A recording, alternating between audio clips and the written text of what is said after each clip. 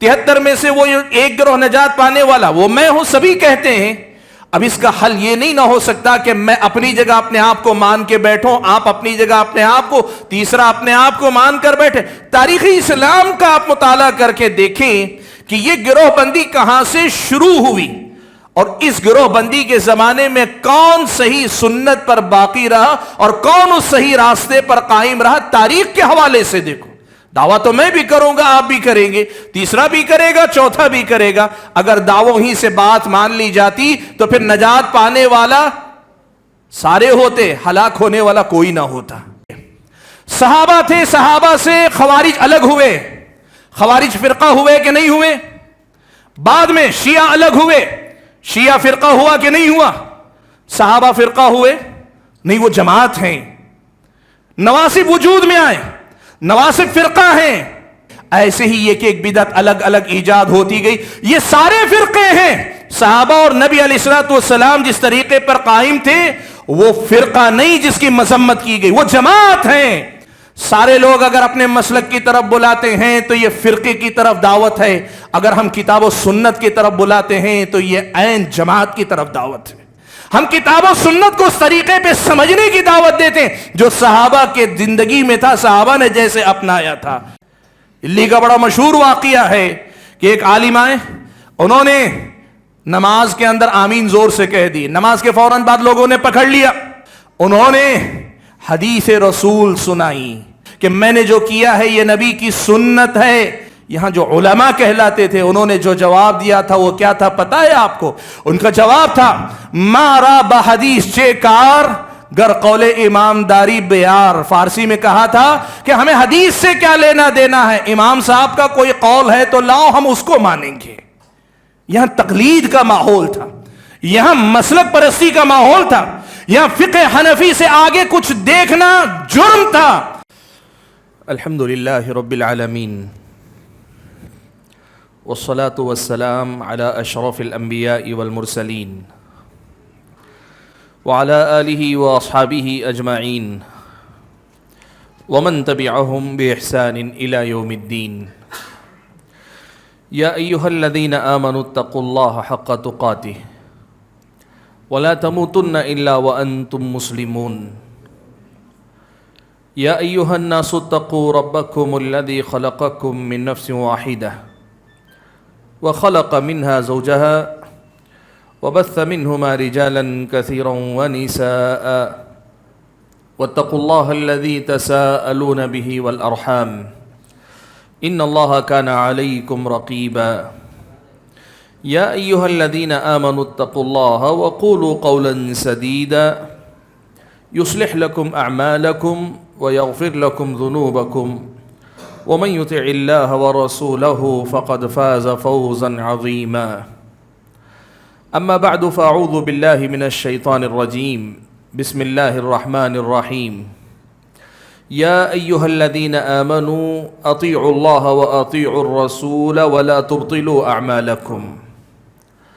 وقال تبارك وتعالى يا ايها الذين آمنوا اطيعوا الله واطيعوا الرسول واولي الامر منكم فإن تنازعتم في شيء فردوه إلى الله والرسول إن كنتم تؤمنون بالله واليوم الآخر ذلك خيرا وأحسن تأويلا۔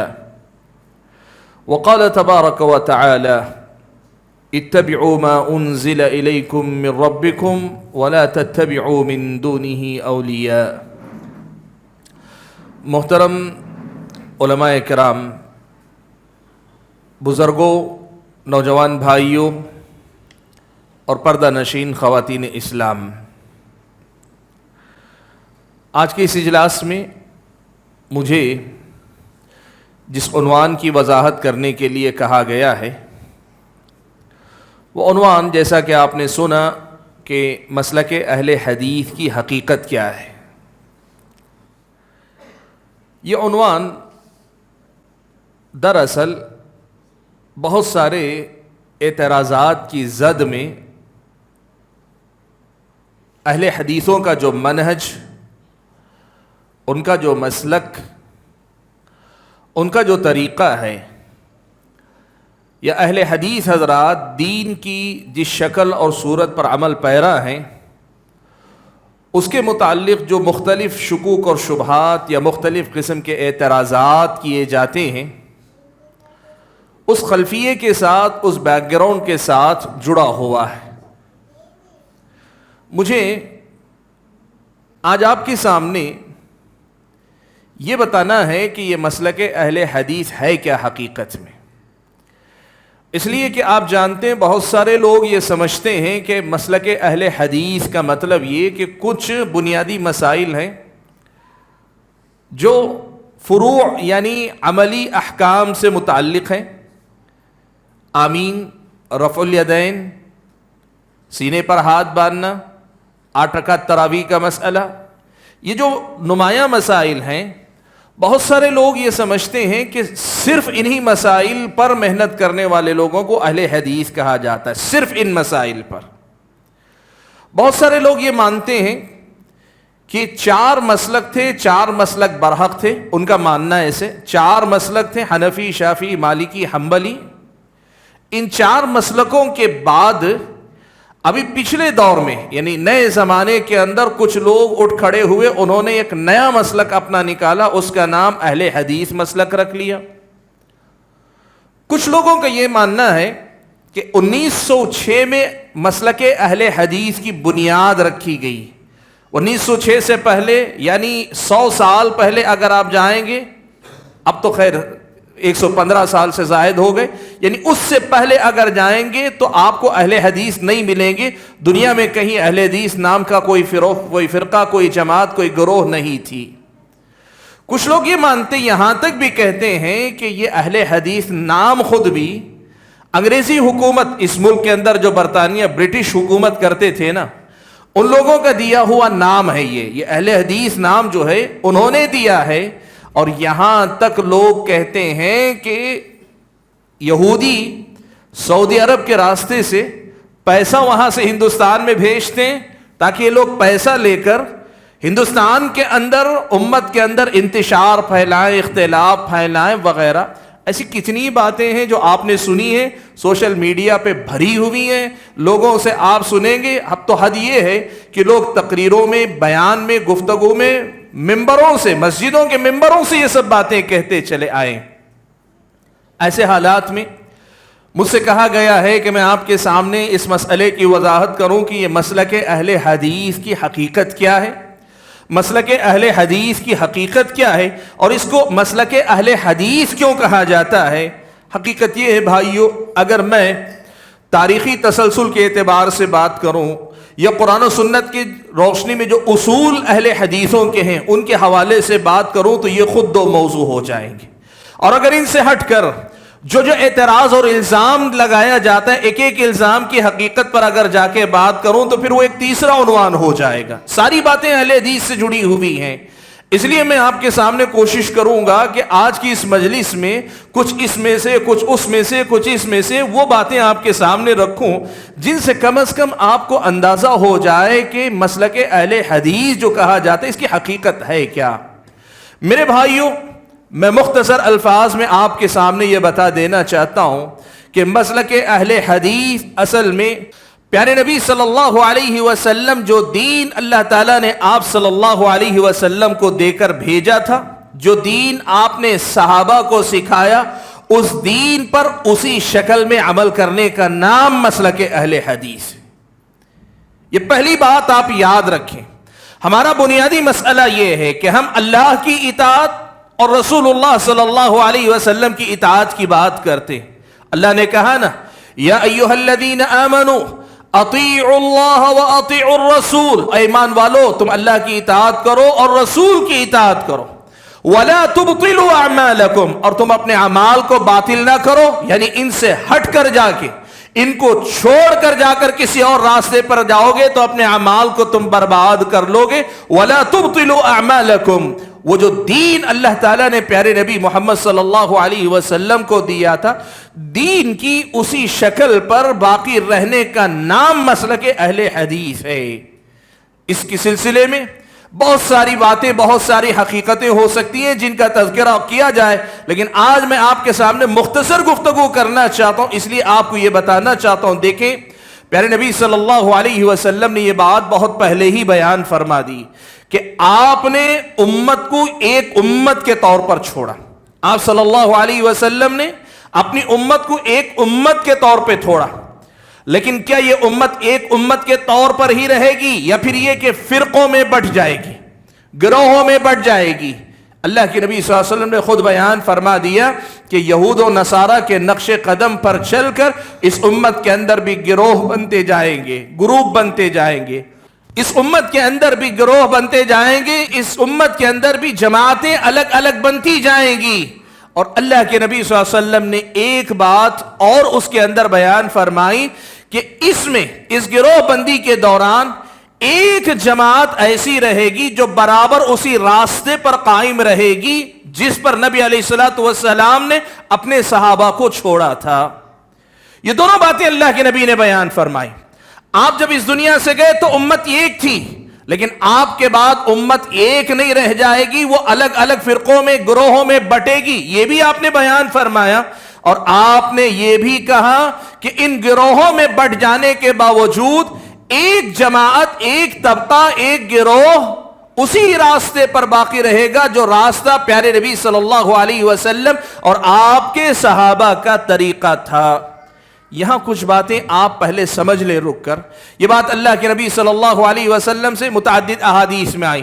آپ صلی اللہ علیہ وسلم نے 73 فرقوں میں بٹنے والی جو حدیث، امت کے 73 فرقوں میں بٹنے والی جو حدیث ہے، اس میں بھی بیان فرمائی، اور آپ صلی اللہ علیہ وسلم نے اس حدیث میں بھی یہ مسئلہ بیان فرمایا جس میں آپ نے کہا کہ لا تزال طائفۃ من امتی علی الحق، میری امت کا ایک گروہ برابر حق پر رہے گا، ظاہرین، وہ غالب رہیں گے، لا يضرهم من خذلهم ولا من خالفهم۔ بھائیو، یہ جو حدیث اللہ کے نبی صلی اللہ علیہ وسلم کی ہے کہ امت گروہوں میں بٹ جائے گی اور ایک طبقہ اس پر باقی رہے گا، یہ پیشن گوئی تھی اللہ کے نبی کی۔ اللہ کے نبی نے پہلے ہی بتا دیا تھا۔ اب آپ اور میں اگر کہیں گے تو میں بھی کہوں گا کہ وہ ایک گروہ میں ہوں، ہر جماعت کے لوگ کہتے ہیں وہ گروہ میں ہوں، 73 میں سے وہ ایک گروہ نجات پانے والا وہ میں ہوں، سبھی کہتے ہیں۔ اب اس کا حل یہ نہیں نہ ہو سکتا کہ میں اپنی جگہ اپنے آپ کو مان کے بیٹھوں، آپ اپنی جگہ اپنے آپ کو، تیسرا اپنے آپ کو مان کر بیٹھے۔ تاریخ اسلام کا آپ مطالعہ کر کے دیکھیں کہ یہ گروہ بندی کہاں سے شروع ہوئی اور اس گروہ بندی کے زمانے میں کون صحیح سنت پر باقی رہا اور کون اس صحیح راستے پر قائم رہا۔ تاریخ کے حوالے سے دیکھو۔ دعویٰ تو میں بھی کروں گا، آپ بھی کریں گے، تیسرا بھی کرے گا، چوتھا بھی کرے گا۔ اگر دعووں ہی سے بات مان لی جاتی تو پھر نجات پانے والا سارے ہوتے، ہلاک ہونے والا کوئی نہ ہوتا۔ اسی لیے آپ دیکھیں کہ تاریخ میں ہوا کیا۔ آپ دیکھیں پیارے نبی صلی اللہ علیہ وسلم اس دنیا سے رخصت ہو کر گئے۔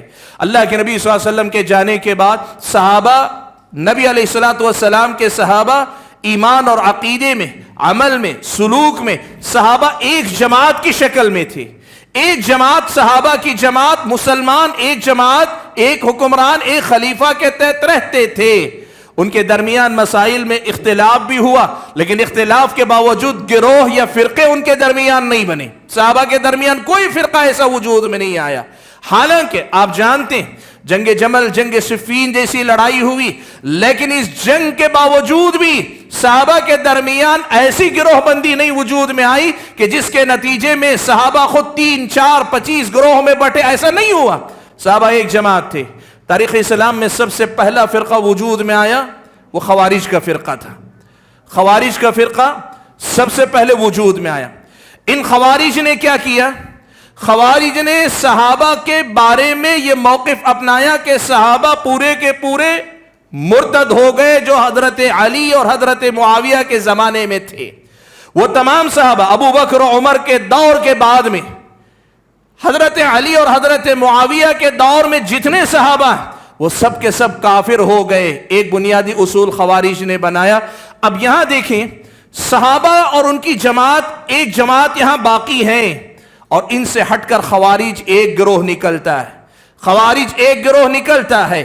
یہ گروہ اپنی بدعت اور اپنے اصولوں کی وجہ سے الگ شناخت بناتا ہے، یہ پہلا گمراہ فرقہ وجود میں آتا ہے۔ صحابہ اپنی جگہ پہ قائم ہے، صحابہ کی جماعت باقی ہے جو ہدایت پر ہے۔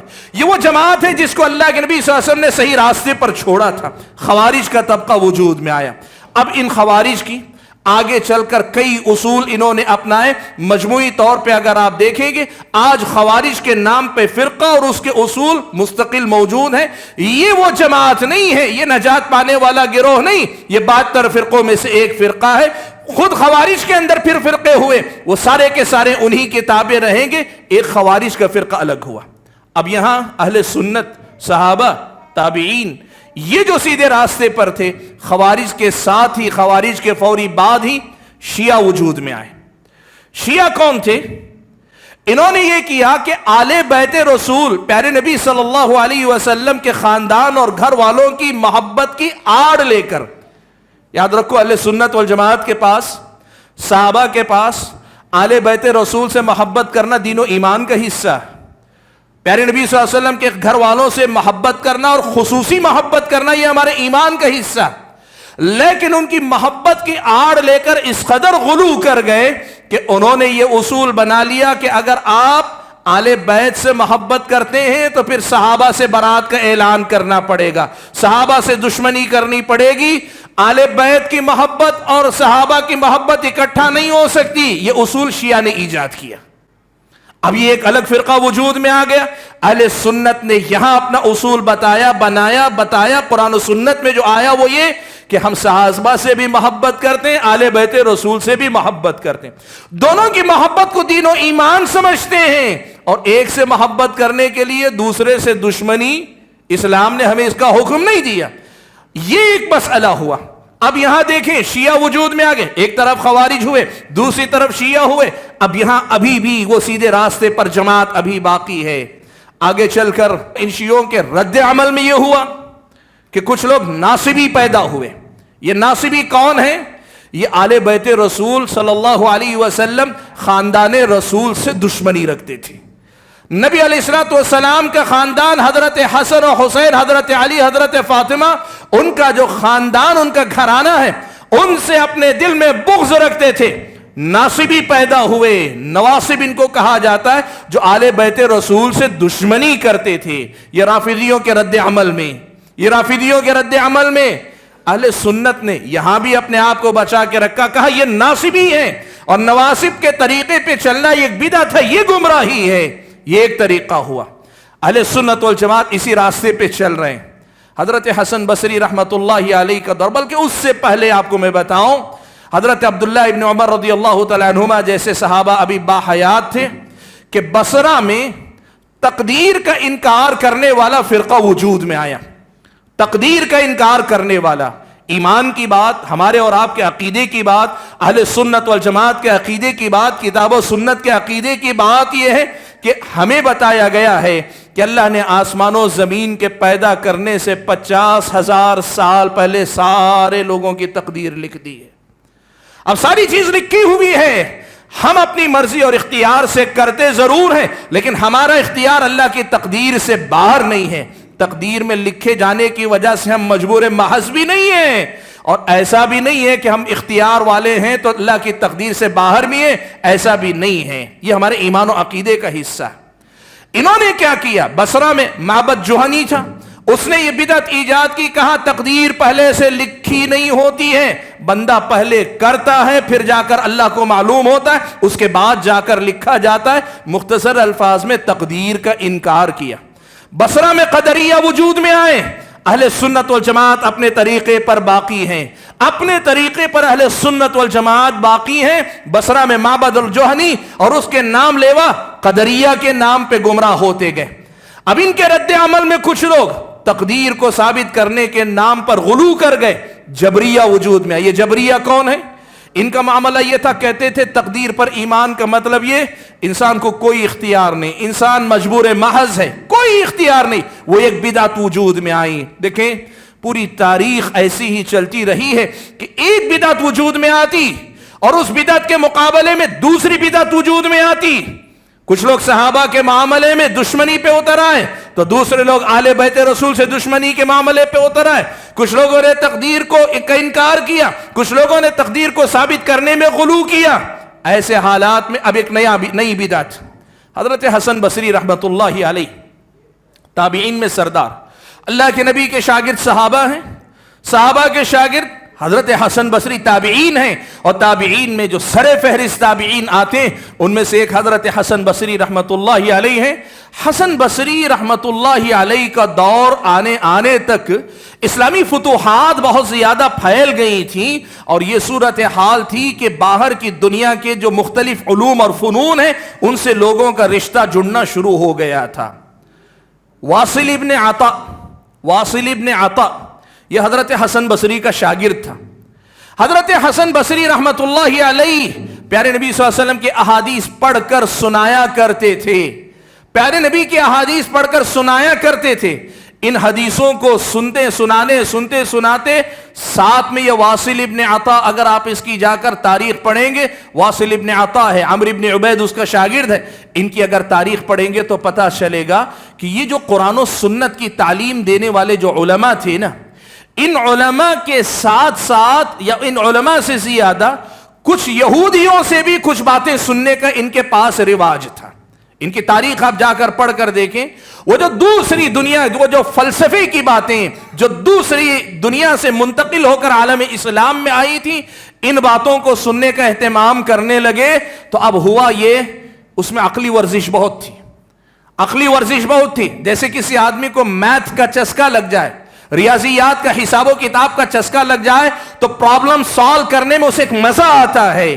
ان کو بھی اسی قسم کی بیماری, فلسفے کی جو الٹ پھیر ہوتے ہیں, فلسفے کی جو لا یعنی بحثیں ہوتی ہیں, ان کا مزہ اس قدر آنے لگا تھا کہ حضرت حسن بصری رحمت اللہ علیہ جو قرآن و سنت کی باتیں پڑھاتے تھے ان میں مزہ نہیں آتا تھا, ان کو مزہ نہیں آتا تھا. تو واصل ابن عطا نے کیا کیا, حضرت حسن بصری رحمت اللہ علیہ کے بارے میں ایک بڑا گھٹیا قسم کا تبصرہ کیا. اس نے کہا, مالی ارا کلام الحسن لا يخرج عن سراویل النساء. اس نے کہا کیا بات ہے, حسن بصری جب بھی بات کرتے ہیں عورتوں کی سروال ہی کی بات کرتے ہیں, پاجامے ہی کی بات کرتے ہیں. طنز تھا, مقصد کیا تھا اس کا؟ دیکھو ایک بات آپ کو میں سمجھاتا ہوں, گرچہ تھوڑا سا میں ٹاپک سے ہٹوں گا تھوڑا سا, لیکن سمجھیں آپ. یہ کیا تھا؟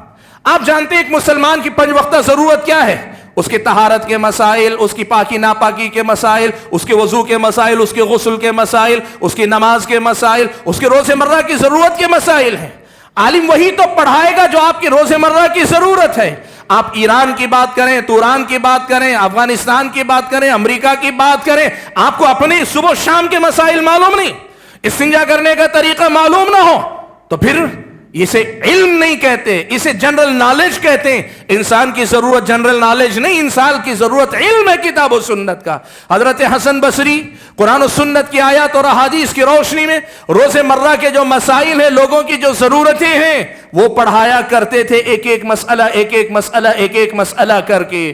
اب یہ جو فلسفے کا چسکا لگا ہوا ہے, یہ جو عقلی ورزش کا چسکا جس کو لگا ہوا ہے, اب اسے حسن بصری رحمت اللہ علیہ کی باتیں پھیکی لگنے لگیں. تو واصل ابن عطا نے کیا کیا, حسن بصری رحمت اللہ علیہ کا شاگرد تھا, لیکن ان کی مجلس چھوڑ کر اپنی ایک الگ مجلس سجا لی, الگ مجلس بنا لی, اور یہاں سے معتزلہ وجود میں آئے یہاں سے. اور ان معتزلہ نے کیا کیا, جہم بن صفوان ایک آدمی تھا. اب یہ جہم بن صفوان کون تھا, اس کی تاریخ اگر آپ جا کر پڑھیں گے آپ کو پتا چلے گا کہ اس کا معاملہ یہ تھا, یہودیوں کی بستی میں رہتے رہتے, یہودیوں سے بحث و مناظرہ کرتے کرتے یہودیوں کے اصول نے اپنا لیا اور اسلام پہ آ کے آزمانا چاہا. ایک نئی بدعت کو ایجاد کیا, جہمیہ کی جو بدعتیں, اللہ کے اسماء اور صفات سب کا انکار کیا, بلکہ جہمیہ کا جو عقیدہ اللہ تعالیٰ کے بارے میں, اگر کوئی وہ عقیدہ مانے تو اللہ کے وجود ہی کا انکار لازم آئے. ایسی سب بدعتیں جب وجود میں آتی جاتی تھیں, ایک جماعت تھی, ایک طبقہ تھا جو برابر سنت پر قائم تھا. ایک جماعت تھی, ایک طبقہ تھا جو برابر سنت پہ قائم تھا. یہ خوارج کی بدعت کے بھی خلاف ہے, شیعہ کی بدعت کے بھی خلاف ہے, نواسب کی بدعتوں کے, ناصبیوں کی بدعت کے بھی خلاف ہے, قدریہ کی بدعت کے بھی خلاف ہے. जबरिया की बिदअत के भी खिलाफ है, मुअतज़िला की बिदअत के भी खिलाफ है। और आगे चलकर दूसरी सदी के आते आते सूफिया जो हैं, ये सूफिया का भी एक तबका वजूद में आ गया। ये पहल इब्तिदाई दौर में होता क्या था, ज़ुहद और इबादत। जैसे अल्लाह तबारक व तआला ने किसी बंदे को अल्लाह की राह में खर्च करने की ज़्यादा तौफीक दी, किसी बंदे को अल्लाह ताला ने ऐसी हिम्मत और हौसला दिया वो अल्लाह की राह में जिहाद ही में लगा रहा, और किसी बंदे को अल्लाह ताला ने इबादतों का शौक और उसका चस्का अल्लाह ने दिया, वो इबादतों में ज्यादा रहने लगे। सहाबा में ऐसे जरूर थे कि किसी का नाम जिहाद में बहुत ज्यादा, किसी का इल्म हासिल करने फैलाने में ज्यादा, किसी का इबादतों में बहुत ज्यादा, ये सब कुछ सहाबा में था। लेकिन बाद के दौर में चलते चलते हुआ कि ये इबादतों में लगे हुए जो लोग थे, बाद के दौर में इबादतों में लगते लगते इल्म से दूर होते चले गए। और याद रखो, ये बात याद रखो, जब इबादत करने वाला इल्म से ताल्लुक जोड़ लेता है तो यहीं से बिदातें दाखिल होना शुरू होती हैं। इबादत का इल्म से बड़ा गहरा ताल्लुक है। इसीलिए इमाम बुखारी ने एक बाब बांधा, कहा है बाबुन अल इल्म क़ब्ल अल क़ौली वल अमल, बाब इल्म का जो मुकाम है वो कौल और अमल से पहले आता है।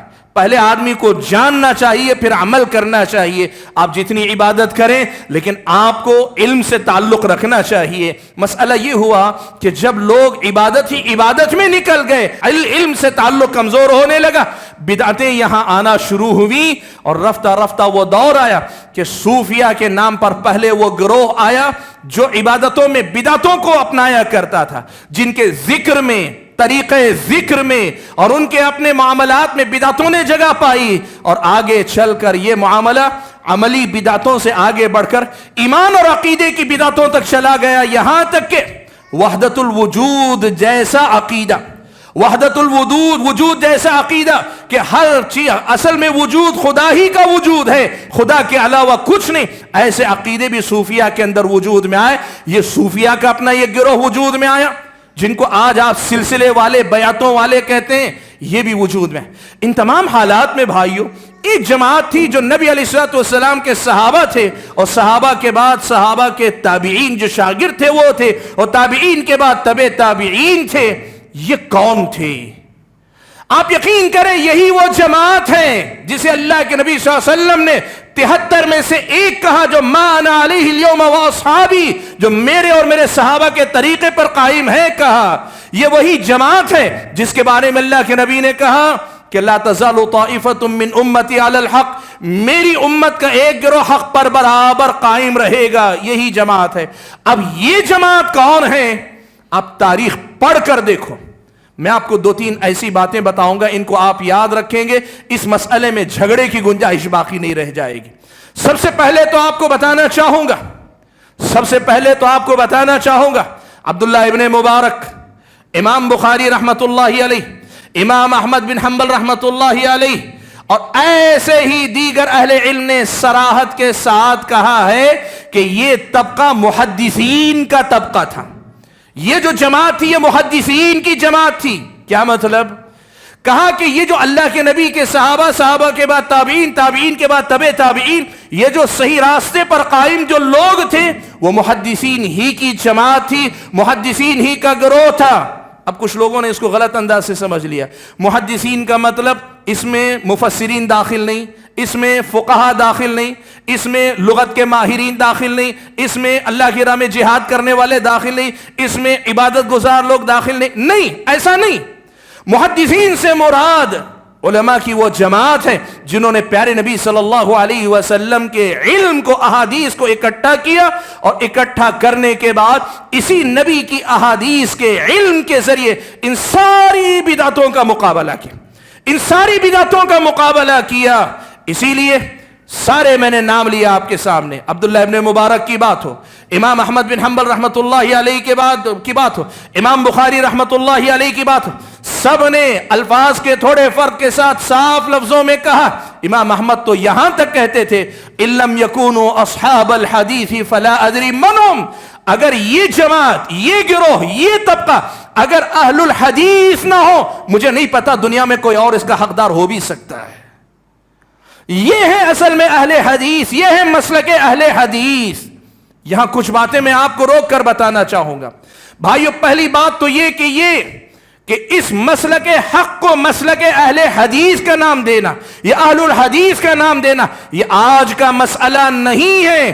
یہ معاملہ ان ائمہ کے دور کا ہے، ان محدثین کے دور کا ہے، جنہوں نے اس منہج کو اپنی وراثت سمجھ کر اپنایا بھی، پھیلایا بھی. ایک دوسری بات آپ کو بتانا چاہوں گا، آپ جا کر دیکھیں خطیب بغدادی رحمت اللہ علیہ نے شرف و اصحاب الحدیث میں اور ایسے ہی دیگر اہل علم نے اپنی کتابوں میں یہ جو اہل علم نے کہا ہے کہ یہ اہل حدیث ہی ہو سکتے ہیں، تو اس کے جواب میں اس کی وضاحت کرتے ہوئے لکھا ہے کہ ان کا یہ دعویٰ بالکل بجا ہے. قاضی عیاض رحمت اللہ علیہ، قاضی عیاض رحمت اللہ علیہ امام احمد بن حنبل رحمت اللہ علیہ کے اس جملے کی وضاحت کرتے ہوئے کہتے ہیں کہ امام احمد کہنا یہ چاہتے ہیں کہ جو لوگ اس عقیدے پہ رہیں گے جو اہل سنت والجماعت کا عقیدہ تھا، جو اہل الحدیث کا عقیدہ تھا، وہی لوگ اصل میں ہدایت یافتہ ہیں.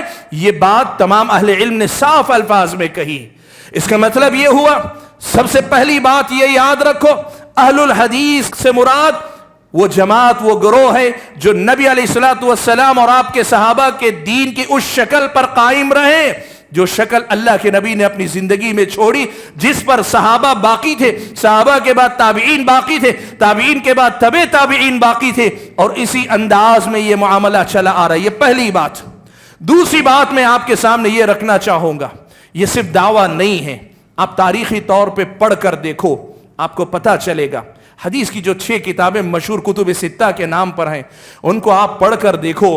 ان کی کتابوں میں باقاعدہ ایک ایک عنوان ہے. قدریہ کا بیان، یعنی قدریہ کی گمراہیوں کو بیان کیا ہے. جہمیہ کا بیان، جہمیہ کی گمراہیوں کو بیان کیا ہے. ایمان کے باب میں گمراہ ہونے والوں کا معاملہ بیان کیا ہے. مناقب صحابہ لکھ کر شیعہ پہ رد کیا ہے. حب آل بیت کے عنوان قائم کر کے ناصبیوں پہ رد کیا ہے. اگر آپ تاریخ پڑھ کر دیکھیں گے، محدثین کرام کی کتابیں ہی ابتدائی دور میں وہ کتابیں ملے گی جنہوں نے ساری بدعتوں کا پردہ کھولا ہے اور ساتھ میں صحیح راستے کو واضح کیا. آپ تاریخ پڑھ کر دیکھ لو، یہ تاریخ کی سچائی ہے. اس مسئلے کو یاد رکھو، یہ معاملہ صرف ایک زبانی دعوے کا نہیں، یہ تاریخ کی بہت بڑی سچائی ہے. مسئلہ ہوتا کہاں ہے؟ لوگ غلط فہمی میں یہ تاثر دینا چاہتے ہیں کہ اہل حدیث سے مراد ہندوستان بر صغیر میں پیدا ہونے والی کوئی جماعت ہے. غلط ہے. یہ اہل الحدیث ہیں، یہ محدثین کرام ہیں جو اس منہج پر قائم رہے جو منہج صحابہ کے زمانے سے چلا آیا. 2 باتیں اور یہاں کہنا چاہوں گا. دوسری بات آپ یہ سمجھیں، یہ بات سمجھیں کہ مسلک اہل حدیث جب ہم کہتے ہیں، یہ چند مسائل کا نام نہیں ہے، یہ کل دین کا نام ہے. یہ مسلک جب ہم کہتے ہیں کل دین کی بات ہے، اس لیے کہ یہ ایمان میں، عقیدے میں، عمل میں، اخلاق میں، سلوک میں، سیاست میں، ساری دنیا کے لوگوں کے معاملات میں کتاب و سنت کی تعلیمات پر چلنے کی دعوت دیتے ہیں. ہاں، یہ جو نمایاں مسائل ہیں نا، یہ جو نمایاں مسائل ہیں، آمین کا مسئلہ ہو، آمین بالجہر کا مسئلہ، رفع الیدین کا مسئلہ ہو، سینے پر ہاتھ باندھنے کا مسئلہ ہو، یا پھر فاتحہ خلف الامام کا مسئلہ ہو، یا پھر نماز 8 رکعت تراویح کا مسئلہ، یہ جو مسئلے نمایاں ہوئے، ہائی لائٹ ہوئے، یہ کچھ خاص خلفی بیک گراؤنڈ میں زیادہ ہائی لائٹ ہو گئے. یہ اس لیے ہائی لائٹ ہوئے کہ ان مسائل میں زیادہ لیدے ہوئی، ان مسائل میں تقلید کے مسئلے پر جب گفتگو ہوئی تو یہ مسئلے وہ پہچان بن گئے کہ جن کی بنیاد پر پہچانا جاتا کہ کون مسلک تقلید پر ہے اور کون اہل الحدیث کے طریقے پر ہے. یہ نمایاں ان مسائل سے ہوتے تھے، اس لیے یہ مسائل زیادہ مشہور ہوئے. ورنہ مسلک اہل حدیث کی دعوت صرف اس مسائل کی دعوت نہیں، وہ کل دین کی دعوت ہے. اسی لیے آپ دیکھیں، مجھے نہیں پتا یہاں لکھا ہے کہ نہیں، جمعیت اہل حدیث کے جب لوگوں آپ مرکزی جمعیت اہل حدیث کے دیکھیں گے، اس میں لکھا رہتا ہے بنیادی کام 3 ہیں. ایک توحید کی بات کرنا، دوسری اطاعت رسول کی بات کرنا، تیسری تزکیہ نفس کی بات کرنا. یہ ہمارے اپنے بنیادی دعوت ہے. یہ جو دعوتی کام ہے اس میں ہماری دعوت میں خود مسائل نہیں، بنیادی مسئلہ توحید ہے، اور توحید کے ساتھ اتباع رسول ہے، اور اتباع رسول کے ساتھ انسان کے نفس کے تزکیے کی بات ہے. تو بات جو بتانا چاہ رہا ہوں وہ یہ کہ کل اسلام کی یہ دعوت ہے. اور تیسری بات یہ بتانا چاہوں گا، لوگ عام طور پہ کیا کہتے ہیں، فرقوں سے لوگوں کو نفرت ہے، ہمیں بھی نفرت ہے. لیکن مسئلہ یہ ہے، جب فرقوں سے نفرت کی بات کرتے ہیں تو اہل حدیث کو بھی لوگ فرقہ قرار دیتے ہیں. اہل حدیثوں کو بھی فرقہ قرار دیتے ہیں. آج آپ سے ایک سوال میں پوچھتا ہوں, تھوڑی دیر کے لیے آپ مجھے اور آپ کو کنارے کر دیجئے. صحابہ تھے, صحابہ سے خوارج الگ ہوئے, خوارج فرقہ ہوئے کہ نہیں ہوئے؟ خوارج فرقہ ہوئے نا. صحابہ بھی فرقہ ہوئے. صحابہ جماعت ہیں, صحابہ جماعت ہیں. فرقہ وہ ہے جو اس سے نکل کر گیا. بعد میں شیعہ الگ ہوئے, شیعہ فرقہ ہوا کہ نہیں ہوا؟ صحابہ فرقہ ہوئے نہیں, وہ جماعت ہیں. نواسب وجود میں آئے, نواسب فرقہ ہیں. صحابہ اپنی جگہ پہ قائم ہیں, وہ فرقہ ہیں, وہ جماعت ہیں. آپ ایک بات یاد رکھیں, ایسے ہی ایک ایک بدعت الگ الگ ایجاد ہوتی گئی. یہ سارے فرقے ہیں. صحابہ اور نبی علیہ الصلوۃ والسلام جس طریقے پر قائم تھے وہ فرقہ نہیں جس کی مذمت کی گئی, وہ جماعت ہیں, وہ اصل ہیں. وہی اصل میں جماعت ہیں, یہی اصل میں دین کے علم بردار ہے. یہ لغوی معنوں میں, لنگوسٹک جسے کہتے ہیں, لغوی معنی میں اگر آپ کہنا چاہیں جماعت کے فرقے کے مقابلے میں فرقہ, گروہ کے مقابلے میں گروہ ہے. لیکن شرعی معنی میں, جب شریعت کے معنی میں جب فرقہ کہا جاتا ہے, اہل الحدیث فرقہ نہیں ہے, اہل الحدیث جماعت ہے.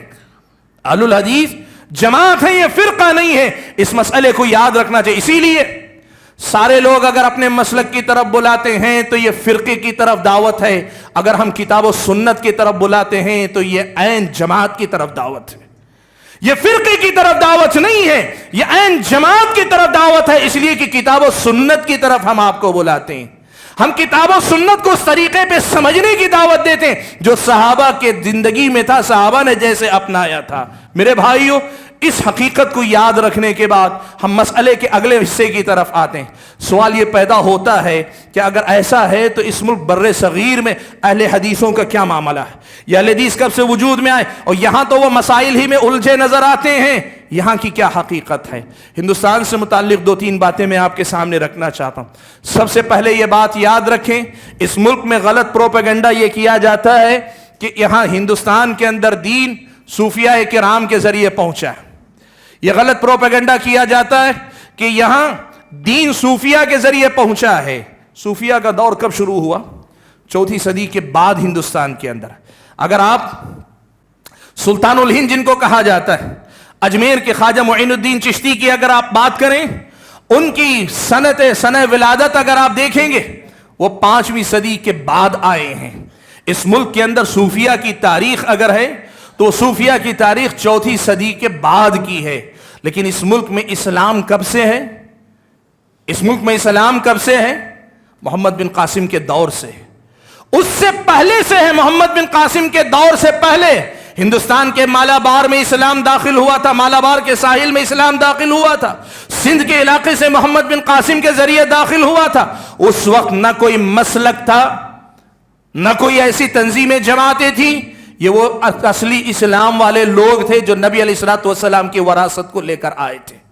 اس ملک میں ہم اہل حدیثوں کی تاریخ اتنی پرانی, اور اتنا ہی نہیں, میں آپ کو بتاؤں, بادشاہوں کے زمانے کی اگر بات کریں, محمد بن تغلق کا زمانہ ہو, یا پھر جو ہے آپ علاء الدین خلجی کی بات ہو, سلطان محمد غوری کی بات ہو, ان کے عہد میں تاریخی گواہیاں ملتی ہیں. ہندوستان کی تاریخ پہ لکھی گئی تاریخ فرشتہ, ایک کتاب کا نام تاریخ فرشتہ ہے.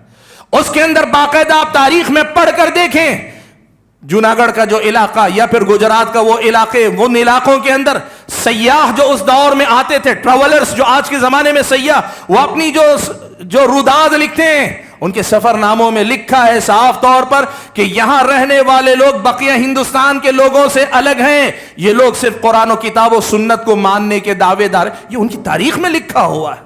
اس ملک کے اندر ہماری تاریخ بہت پرانی ہے, اور اگر اس ملک کے اندر اب یہ جو جمعیت اہل حدیث کے نام پر یا جماعت اہل حدیث کے نام پہ ہے, اگر آپ یہ تاریخ ڈھونڈنا چاہیں گے, یہ شاہ ولی اللہ محدث دہلوی رحمت اللہ علیہ کے دور سے جا کر جڑتی ہے. میں ایک بات آپ کو بتانا چاہتا ہوں, یہاں ہندوستان سے زیادہ تر ہندوستان میں حکومت کرنے آنے والے حکمران خاص طور پہ, اور صوفیہ کا طبقہ بھی, یہ افغانستان کے راستے سے ہو کر داخل ہوئے. افغانستان اور ان علاقوں میں فقہ حنفی کا رواج تھا, اس کا گڑھ تھا. یہاں آنے والے بہت سارے حکمران اسی فقہ حنفی کے مطابق حکومت کرنے والے تھے, یہاں رواج تھا. اور اس کا نتیجہ یہاں تک تھا کہ یہاں فقہ حنفی کے رواج کی وجہ سے اس قدر زیادہ ماحول تھا. دلی کا بڑا مشہور واقعہ ہے کہ ایک عالم آئے, انہوں نے نماز کے اندر آمین زور سے کہہ دی. نماز کے فوراً بعد لوگوں نے پکڑ لیا فوراً, یہ کیا نیا کام تم نے کر دیا. انہوں نے حدیث رسول سنائی, پیارے نبی صلی اللہ علیہ وسلم کی حدیث سنائی کہ میں نے جو کیا ہے یہ نبی کی سنت ہے. تو اس ملک کے باشندوں نے, عوام نے نہیں, یہاں جو علماء کہلاتے تھے, انہوں نے جو جواب دیا تھا وہ کیا تھا پتہ ہے آپ کو؟ ان کا جواب تھا مارا بحدیث چے کار گر قول امامداری بیار. فارسی میں کہا تھا کہ ہمیں حدیث سے کیا لینا دینا ہے, امام صاحب کا کوئی قول ہے تو لاؤ ہم اس کو مانیں گے. یہاں تقلید کا ماحول تھا, یہاں مسلک پرستی کا ماحول تھا, یہاں فقہ حنفی سے آگے کچھ دیکھنا جرم تھا. ایسی حالت میں انہوں نے حدیث بیان کی قبول نہیں کی. وہ سمجھ گئے, انہوں نے کہا کہ آپ اپنے عالم کے پاس لے کر چلو, تم میں سے جو بڑے عالم ہیں ان کے پاس لے کر چلو. لے کر گئے, انہوں نے کہا کہ میں نے جو عمل کیا فلاں حدیث پہ عمل کیا ہے. عالم نے ان کی تائید کی, کہا اللہ کے نبی کی ایسی حدیث ہے, تب جا کر ان کی جان چھوٹی. اس پس منظر میں یہاں پر خاص طور پر تقلید کے مقابلے میں بات ہوئی. دیکھو میں یہاں بتاتا ہوں کیسے یہاں مسائل پر بات زیادہ ہوئی. ایمان اور عقیدے کے مسائل بعد میں آئے, تقلید کے مسئلے پہ زیادہ بات کیوں ہوئی آپ کو میں بتاؤں. اس دعوت کی ایک پہچان ہے. حضرت سفیان ثوری رحمت اللہ علیہ کہا کرتے تھے کہ جب تم ملک شام میں رہو, اذا کنت بالشام فحدث بفضائل علی. جب ملک شام میں رہو, ملک شام میں حضرت معاویہ اور ان کے چاہنے والوں کا غلبہ تھا. کہا جب ملک شام میں رہو تو حضرت علی کے فضائل بیان کرو, اس لیے کہ ان کے دلوں کے اندر حضرت علی کے لیے کہیں ناراضگی ہوگی. علی کے فضائل بیان کرو. وَإِذَا كُنْتَ بِالْعِرَاقِ, لیکن وہی عراق کے علاقے میں آؤ جہاں حضرت علی کے چاہنے والے زیادہ تھے. فحدث بفضائل عثمان, حضرت عثمان کے فضائل بیان کرو کہ ان کے دلوں میں حضرت عثمان کے لیے ناراضگی. یہی ماجرا اس ملک کے اندر بھی ہوا. یہاں وہی دین حق کی دعوت, وہی سچی دعوت, یہاں تقلید کا بول بالا تھا, یہاں تقلید ہی سب کچھ تھی. ایسے ماحول میں اہل علم نے عمل بالحدیث کا نعرہ دیا, عمل بالحدیث کا نعرہ دیا. کہا کہ تقلید نہیں, حدیث پر عمل ہونا چاہیے, اور حدیث پر عمل ہونے کے نام پر اہل حدیث کے نام پر ان کی شناخت ہوئی, پہچان ہوئی, اور اسی حوالے سے وہ پہچانے گئے. اور اسی بیک گراؤنڈ میں یہ آمین بالجہر, رفع الیدین, یا فاتحہ خلف الامام, یا پھر یہ کہ 8 رکعت تراویح کا مسئلہ, اگر یہ جو مسائل میں نے آپ کے سامنے گنا, یہ مسائل اس بیک گراؤنڈ میں ہائی لائٹ ہو کر آئے کہ ان مسائل پہ زیادہ لکھا گیا, زیادہ بولا گیا, ادھر سے تائید میں, ادھر سے مخالفت میں, دونوں طرف سے جو کتابیں لکھی گئی ان مسائل پر یہ ہائی لائٹ ہوئی. ورنہ مسئلہ اصل کیا تھا؟ مسئلہ اصل اتباع کتاب و سنت کا تھا. اور اتباع کتاب و سنت کے معاملے میں ائمہ کرام کی تقلید, مسلکی تعصب, مسلکی جمود, اپنے مسلک یا امام کی بات سے آگے کچھ صحیح ہو ہی نہیں سکتا, یہ جو جمود تھا اس کے خلاف یہ تحریک چلی تھی. اب یہاں شروع ہوئے وہ سارے الزامات. ہوا کیا میں آپ کو وہ بھی بتا دوں, 2-4 الزام میں نے ذکر کیا, ان کا بھی تذکرہ کر دوں. ہوا یہ کہ سب سے پہلے تو کہا گیا 4 مسلک برحق ہیں, یہ 5واں مسلک ہے, یہ بعد میں وجود میں آیا, یہ ہندوستان میں وجود میں آیا. غلط ہے, جو یہ کہتے ہیں وہ غلط کہتے ہیں. ان کو چاہیے کہ جا کر پرانی کتابیں پڑھ کر دیکھیں. امام ترمذی رحمت اللہ علیہ اپنی کتاب جامع یا سنن کے اندر جب مسئلہ, ان کا طریقہ پہلے عنوان بیان کرتے ہیں, پھر اس عنوان کے لیے حدیث بیان کرتے ہیں, پھر اسی مفہوم کی حدیث کتنے صحابہ سے آئی ہے وہ بیان کرتے ہیں, اور وہ بیان کرنے کے بعد یہ بھی بتاتے ہیں کہ اس حدیث کے مطابق فتویٰ دینے والے علماء کون کون ہیں. اگر آپ جا کر امام ترمذی کی کتاب پڑھ کر دیکھیں, کتاب میں مکرر انہوں نے محدثین کا تذکرہ کیا, اہل الحدیث کا تذکرہ کیا ہوا ہے. اگر اہل حدیث ہندوستان کا کوئی فرقہ, کوئی جماعت تھی, تو امام ترمذی جن اہل الحدیث کا تذکرہ کر رہے ہیں وہ کون ہیں؟ اس کا بھی جواب دیا لوگوں نے, کہا اس سے مراد فن حدیث کے ماہرین تھے, کوئی مسلک نہیں تھا. فن حدیث کے ماہرین تھے, کوئی مسلک نہیں تھا. اللہ کے بندو, امام ترمذی جن کا ذکر کر رہے ہیں مسلک کے طور پہ ذکر کر رہے ہیں. مسلک کے طور پہ فن کے ماہرین کے مسائل نہیں بیان کر رہے ہیں، فقہی مسلک کے طور پہ امام ترمذی بیان کر رہے ہیں۔ میرے بھائیو، محدثین کرام کا یہ منہج اس دور سے چلا آیا ہے جب نبی علیہ الصلوۃ والسلام کے زمانے کے بعد صحابہ کے بعد تابعین سے محدثین کرام نے اس دین کو لیا اور لے کر دین کے ہر مسئلے کی حفاظت کی۔ اب سوال یہ ہے کہ یہ 1906 کے بعد کیا ہے؟ اس ملک کے اندر سن 1906 عیسوی میں یہ جو اہل الحدیث کا طریقہ تھا پہلے سے چلا آ رہا ہے۔ جیسے میں نے کہا نا کہ اگر یہ سلسلہ دیکھیں تو شاہ ولی اللہ محدث دہلوی رحمت اللہ علیہ کے عہد سے شروعات اس کی، یہ جو سلسلہ چلا آ رہا ہے اس کے لیے ایک آرگنائزیشن کی بات ہوئی کہ اس کے لیے ایک آرگنائزیشن فارم کی جائے، یعنی اس کی ایک جمعیت بنائی جائے، جسے پہلے اہل حدیث کانفرنس کے نام سے جو ہے نا موسوم کیا گیا اور بعد میں جا کر وہ جمعیت اہل حدیث یا مرکزی جمعیت اہل حدیث کے نام سے پہچانی گئی۔ یہ جو آرگنائزیشن جو فارم کی گئی، جمعیت کی جو بنیاد رکھی گئی وہ 1906 میں رکھی گئی۔ اب سوال یہ ہے، میں اور آپ اس بستی کے اندر مان لیجئے کہ 100 سال سے آباء و اجداد کے دور سے رہتے ہیں، لیکن ہم نے مثال کے طور پر کوئی ایک آرگنائزیشن آج بنایا تو اس کا مطلب ہمارا وجود آج ہی سے پہلے نہیں تھا۔ اس ملک کے اندر 1906 میں جو بات ہوئی وہ آرگنائزیشن کی بات ہے، جسے ہم جمعیت اہل حدیث کہتے ہیں، جو الگ الگ جگہ پہ تنظیمی سطح پہ کام کرتی ہے، ورنہ اصل جو چیز ہے وہ تنظیم نہیں، تنظیم سے پہلے اور تنظیم سے اوپر مسلک اہل حدیث ہے، منہج اہل حدیث ہے۔ یہ بات ہم اور آپ کو یاد رکھنے کی ضرورت ہے۔ اور دوسری بات یہ بھی بتا دوں، یہ بہت کہتے ہیں نا کہ انہوں نے ملکہ وکٹوریہ سے اپنے لیے نام الاٹ کروایا ہے، یہ کیا ہے معلوم آپ کو؟ دیکھو بھائیو، انصاف شرط ہے، انصاف شرط ہے۔ واقعات بیان کرو تو انصاف سے بیان کرو، سچائی کے ساتھ بیان کرو۔ ہوا کیا تھا؟ مولانا محمد حسین بٹالوی رحمت اللہ علیہ اس مسلک سے نسبت رکھنے والے علماء میں سے نمایاں ایک نام ہے۔ انہوں نے 1840 میں ان کی پیدائش، 1840 عیسوی میں پیدائش ہے اور 1920 غالباً ان کی وفات 1920 کی ہے، 1840 سے 1920 کی، لگ بھگ 80 سال کی ان کی عمر ہے۔ 1840 میں ان کی پیدائش ہے، 1857 میں انگریزوں کے خلاف بغاوت ہوئی، انقلاب 1857، غدر جسے کہا انقلاب کا، 1857 کا کی جو انگریزوں کے خلاف جنگ شروع ہوئی، اس جنگ کے بعد مسلمانوں کو پکڑ کر ایسے مارا گیا، تاریخ اس پر گواہ ہے، میں جانا نہیں چاہتا تاریخی حوالوں میں۔ اس بیک گراؤنڈ میں ہوا یہ کہ جتنے انگریز کے باغی تھے سب کو وہابی کا نام دیتے تھے، سب کو وہابی کا نام دیتے تھے۔ اب ہوا یہ کہ انگریزی حکومت کو ہندوستانی کہیں تو غصہ اتنا نہیں آتا، وہابی کہیں تو غصہ زیادہ آتا ہے۔ جس کو بدنام کرنا آج جیسے ہوتا ہے نا، ساری دنیا سلفیت کے پیچھے پڑی ہے، ساری دنیا اہل حدیثوں کے پیچھے پڑے، باہر والے بھی اندر والے بھی، سب جو اہل حدیثوں کو دہشت گرد بولنے پہ لگے ہوئے۔ کچھ ایسی ہی صورتحال تھی کہ وہابی کہہ کر اہل حدیثوں کو سب سے زیادہ نشانہ بنایا جا رہا تھا، اس لیے کہ انگریز حکومت کے نزدیک بھی اور خود ترکی کی حکومت کے نزدیک بھی ہو یہ گیا تھا لفظ وہابی ایک بہت بڑی جو ہے ایک بہت بڑا جرم تھا، جس کو کہہ دیا جاتا وہابی، آج جیسے کسی کو کہہ دے ٹیررسٹ، وہ ہے کہ نہیں وہ بعد میں کہہ دیا گیا تو کافی۔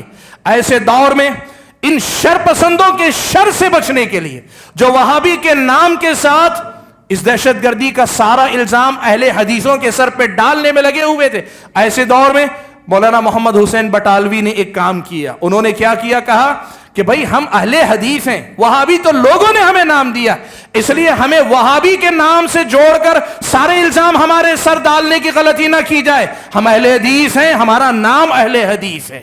تو جو پہچان ہماری تھی سیاسی طور پر، جو لوگ ایک غلط نام جوڑ کر وہابی نام دے کر جس طریقے سے لوگ سارے الزام ڈال رہے تھے، اور غلط نام کا مطلب کس معنی میں غلط نام؟ دہشت گرد کے مترادف کے نام پہ بول رہا ہوں، یعنی لفظ وہابی کو دہشت گرد کا مترادف بنا کر، باغی کا مترادف بنا کر لا کر جس طریقے سے سارے الزام ڈالے جا رہے تھے، اس بیک گراؤنڈ میں انہوں نے اہل حدیث ہمارا نام ہے، ہم اہل حدیث کے نام سے کام کرتے ہیں۔ ابھی ماضی قریب میں بھی ہوا، سلفی پوری دنیا میں اس وقت سلفیت دہشت گرد کا مترادف ایسا مانا جاتا ہے۔ ایسا بنایا جا رہا ہے ماحول.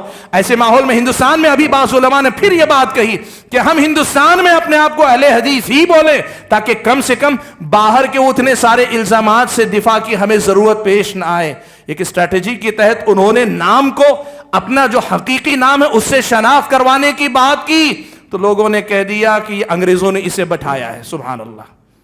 یہ ہیں تاریخ کی وہ سب باتیں جن کو آپ کو یاد رکھنا چاہیے. بھائیو میں جو بات آپ کے سامنے کہنا چاہتا ہوں وہ یہ کہ یہی اصل میں مسلک اہل حدیث اگر کہتے ہیں تو دین, مکمل دین کی اس شکل کا نام ہے جو نبی علیہ الصلوۃ والسلام نے صحابہ کے پاس چھوڑی. قرآن اور سنت کو اس طریقے پر سمجھنا جس طریقے پہ صحابہ نے سمجھا اور سمجھایا تھا اور اسی کے مطابق عمل کرنا, یہ اصل میں مسلک اہل حدیث ہے. آخری بات میں ضرور کہوں گا, اس میں کوئی شک نہیں کہ دنیا کی تمام جماعتوں تنظیموں کی طرح ہم اہل حدیثوں کے اندر بھی بہت سی غلطیاں ہیں. ہمارے اندر غلطیاں, ہمارے اندر کوتاہیاں ہیں. لیکن میں ایک بات آج آپ کو یہ کہنا چاہتا ہوں, جیسے آپ جب اسلام پر اعتراضات آتے ہیں تو آپ خود کہتے ہیں کہ غیروں کو چاہیے مسلمانوں کو مت دیکھو, ہم بہت گئے گزرے, اسلام کو دیکھو, تم قرآن و سنت پڑھو, تم ہم کو نہ دیکھو. ہم غیروں سے جب یہ بات کہتے ہیں, انصاف کا تقاضا ہم بھی یہی کہتے ہیں, میں غلط ہو سکتا ہوں, ہم میں سے کچھ لوگ غلط ہو سکتے ہیں, ہمارے اندر کوتاہی ہو سکتی ہے, ہماری جمعیت میں خلل ہو سکتا ہے اور ہے, لیکن اس کا مطلب یہ نہیں کہ وہ منہج جو محدثین کرام کی علمی وراثت ہے, دینی وراثت ہے, وہ غلط نہیں تھا, نہیں ہے, نہیں ہوگا. یہ مسئلہ آپ کو مان کے چلنا پڑے گا. آج ہم یہ کہتے ہیں آپ مسلمانوں کی غلطی سے جس طریقے سے برات کا اعلان کرتے ہیں, مسلمانوں کی غلطی سے برات کا جس طرح اعلان کرتے ہیں, ویسے ہی آپ اس منہج سے تعلق رکھنے والے ہم جیسے کمزور لوگوں کی غلطیوں کی بنیاد پر اس کا محاسبہ نہ کریں. آپ اگر حریص ہیں, دیندار ہیں, تاریخ اسلام پڑھ کر دیکھیں محدثین کے پاس جو ایمان اور عقیدہ تھا وہ کیا تھا. یہی محدثین ہمارے سلف ہیں اور یہی ان محدثین کے سلف صحابہ و تابعین ہیں, اور انہی سلف سے نسبت رکھ کر ہم سلفی بھی ہیں, اور انہی محدثین سے تعلق جوڑ کر ہم اہل الحدیث بھی ہیں, اور اسی کتاب و سنت کی دعوت سے جڑ کر اپنے آپ کو کتاب و سنت کے مبلغین اور اس پر عمل کرنے والے ہم اپنے آپ کو سمجھتے ہیں. عمل میں کوتاہی ہو سکتی ہے, ہم کھوٹے ہو سکتے ہیں, لیکن جو دعوت, جو پیغام ہم آپ کو دینے ہیں, کبھی آپ ٹھنڈے دل سے پڑھیں, سنیں, سوچیں, سمجھیں. ہماری اللہ سے دعا ہے کہ اللہ تعالی ہماری طرح آپ کے دلوں کو بھی اس دعوت کے لیے کھول دے. اللہ تبارک و تعالی ہم اور آپ کو ان تمام باتوں پر کہنے اور سننے سے زیادہ صحیح انداز سے سمجھ کر عمل پیرا ہونے کی توفیق عطا فرمائے. اللہ تبارک و تعالی مجھے اور آپ سبھی حضرات کو مسلک اہل حدیث کا صحیح مفہوم خود سمجھنے اور دنیا والوں کے سامنے اس مسئلے کو واضح کرنے کی توفیق عطا فرمائے. مختصر الفاظ میں یہ کہوں, میں جب کہتا ہوں کہ میں اہل حدیث ہوں تو میں یہ کہتا ہوں کہ میں خارجی نہیں, میں شیعہ نہیں, میں ناصبی نہیں, میں قدری نہیں, میں جہمی نہیں, میں جبری نہیں, میں صوفی اس معنی میں نہیں, میں جو ہے ان معانی کے اندر نہیں ہوں. جتنی بدعتیں آئیں تمام سے برات کا اعلان کر کے محدثین کے طریقے پر ہوں, اور محدثین کا وہ طریقہ جو اصل میں صحابہ تابعین کا طریقہ تھا, اور صحابہ تابعین کا وہ طریقہ جس پر اللہ کے نبی نے اپنی امت کو چھوڑا تھا, اس طریقے کے ہم عامل ہیں, اسی کے داعی ہیں. اللہ سے ہم دعا کرتے ہیں کہ اللہ تعالیٰ دنیا والوں کو اس حقیقت کو سمجھنے کی توفیق عطا فرمائے. آمین. وآخر دعوانا الحمد للہ رب العالمین.